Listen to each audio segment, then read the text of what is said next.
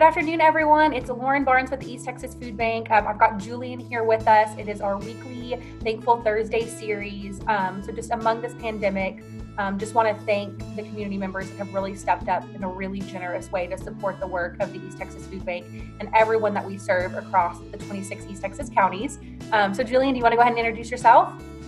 Sure. I'm Julian Razor. I'm with GG Distributing. We have a family business that's been in East Texas for 65 plus years, and I'm the general manager there. Yeah, and your headquarters are in Tyler, right? Yes, we have a headquarters in Tyler. We also have a branch in Beaumont, but most of our footprint of distribution area for our business is contiguous with the East Texas Food Bank here locally in Tyler. Yeah, so can you talk about the generous gift that you and your team brought to the East Texas Food Bank yesterday and kind of what inspired y'all to do that? Sure. It's obviously this pandemic has changed a lot of people's lives, and we were fortunate enough to be deemed a business that could stay in business and continue to distribute beverages and different products to grocery stores, liquor stores, and convenience stores, etc. So because of that, we've been very fortunate and blessed with that, our community does support a lot of our products, and we wanted to give back to those who maybe haven't been as lucky as we have in the past 6 to 8 weeks. And we thought this was a great opportunity to partner with East Texas Food Bank and give a nice sum of money along with a truckload of Ozarka water to help out with people in our areas that are struggling to pay bills, and some of them struggling to put food and drink on the table. Yeah.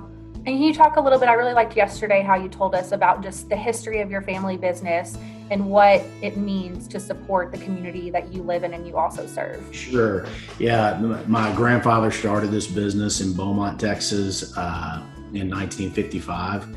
And they were devout Christians, Catholics, and they believed that you should always give back to your community, especially since they're the ones supporting you. So it's always been a deal that we've overly invested back into our community, and we just feel that is such an important piece.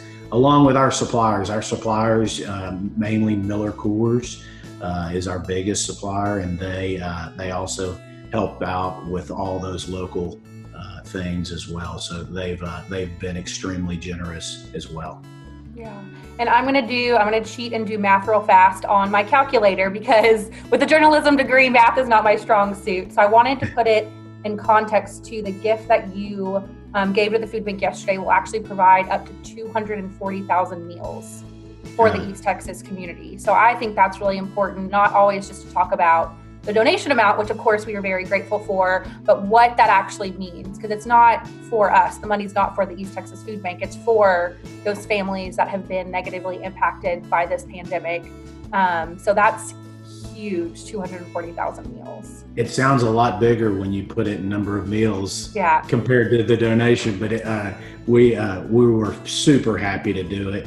And I know there's a lot of people in our community that do step up and do help out, because after I toured the place yesterday, there's a lot of moving parts to it, and it takes a lot of money to fund that. And so, I would definitely, I'm sure y'all do too, but invite our other businesses in this area to step up and definitely contribute to such a great organization.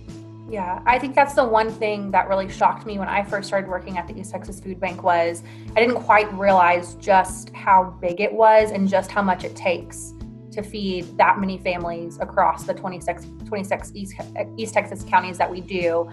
So seeing the warehouse and seeing all those logistics that go into it. And one thing that I really love is that every dollar donated, 96 cents go directly to our programs. So we really try to minimize as much overhead as we can. So all those donations are really going to all of that product to get to the families in need too. So that's awesome. And I know you kind of touched on, wanting to encourage other business leaders. So do you have anything else that you would like to add to anyone watching this, whether you're, a business leader or whatever position you're in, to get back and give back to your community?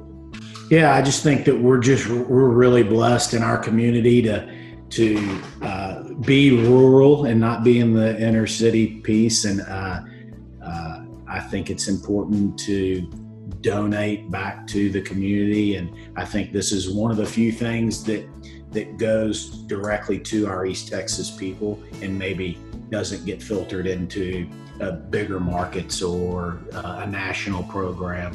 Even though this is a national program, all the money and everything does stay very regional within, what is it, a 35 county area that you guys service? Yeah, we're in 26.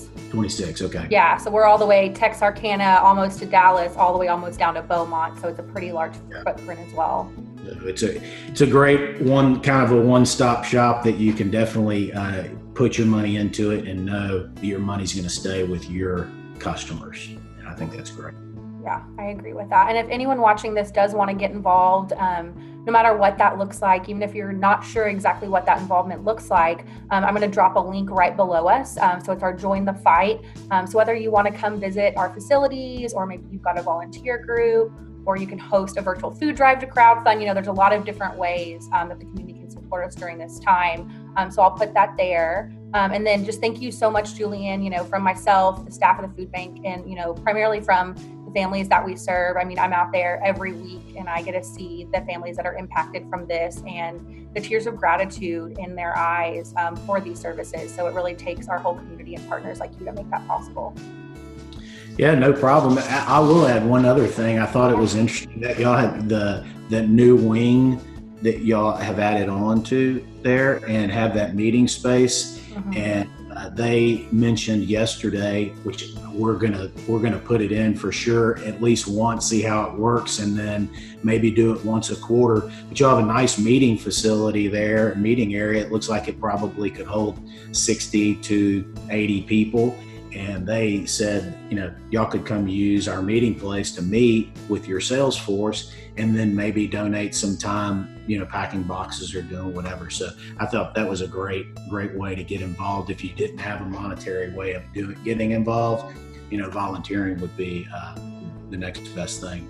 Yeah, definitely. We're really fortunate right now that we've got those Texas Army National Guardsmen that I'm sure you saw working yesterday, but we know we're not going to have them forever. So right now volunteer shifts are on the nights and weekends, but starting soon they're going to open back up where we're really going to need our volunteers to step back up like they have. And you're right, we opened that center April of 2019. So we had our 1-year anniversary among a pandemic, so it looked a little different than what a normal celebration would have been.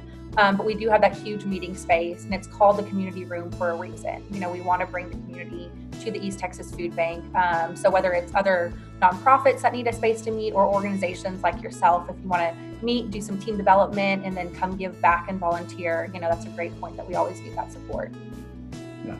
Awesome. Well, thank you so much, Julian. Do you have anything else to say? No, that's it. I appreciate it. And look forward to partnering again. Yeah, we appreciate it. All right, everyone. This is our second series of Thankful Thursday. So we'll see you guys next week. Bye.